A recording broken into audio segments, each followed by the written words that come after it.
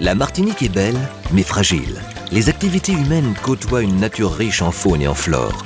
Afin de préserver cette symbiose, les 40 co-signataires du contrat de baie de la baie de Fort-de-France se sont engagés à restaurer et protéger la qualité des eaux et des écosystèmes du littoral et de son bassin versant. Ce contrat couvre le territoire de 14 communes, de Schoelcher au nord jusqu'aux Anses d'Arlay au sud. Il permet à chacun d'agir par des actions concrètes. Je fais mon jardin en amateur, pour le plaisir, pour ma famille, avec mes amis, qu'on partage de bons moments, on mange sainement. J'utilise la méthode à l'ancienne avec le paillage des branches sèches, des herbes sèches, de la tonte de gazon.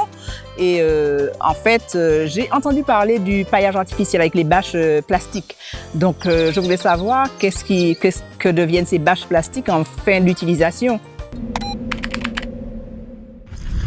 Il existe différentes méthodes de paillage synthétique. Le paillage à l'aide de bâches tissées, réutilisables, bâches plastiques biodégradables. On peut aussi utiliser d'autres méthodes de paillage. La méthode organique est la méthode la plus économique et la plus écologique, puisque les ressources utilisées se trouvent dans le jardin.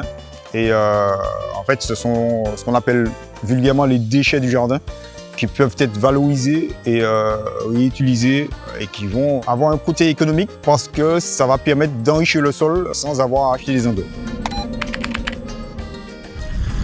Donc la Chambre accompagne et encourage tous les utilisateurs, que ce soit des jardiniers ou que ce soit des professionnels, à l'utilisation des méthodes alternatives aux herbicides. Donc ça passe notamment par l'utilisation des méthodes minérales, notamment avec du sable grossier, avec des gravillons. Ça passe par des méthodes synthétiques, donc avec des bâches plastiques.